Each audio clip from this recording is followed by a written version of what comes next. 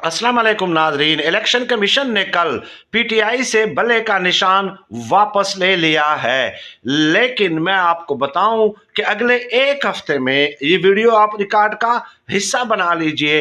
अगले एक हफ्ते में बल्ले का निशान तहरीक इंसाफ के पास वापस आ जाएगा, क्योंकि सुप्रीम कोर्ट ने जो फैसला दिया है साइफर केस में भी और दीगर केसेस में इलेक्शन कमीशन के हवाले से, ये वाज़े तौर पे उस फैसले के खिलाफ है। सुप्रीम कोर्ट ने तो यहां तक कह दिया कि इमरान खान साहब अगर जेल में होंगे और इलेक्शन मुहिम नहीं चलाएंगे तो इन इलेक्शन पे सवालात उठेंगे, तो बुनियादी उसूलों के खिलाफ है। इमरान खान साहब की वकला की टीम सुप्रीम कोर्ट जा रही है अगले 2 से 3 दिन में, और अगले एक हफ्ते में डेफिनेटली ये जो बल्ले का निशान है वो तहरीक इंसाफ के पास वापस आ जाएगा। सुप्रीम कोर्ट की एंट्री तकरीबन हो चुकी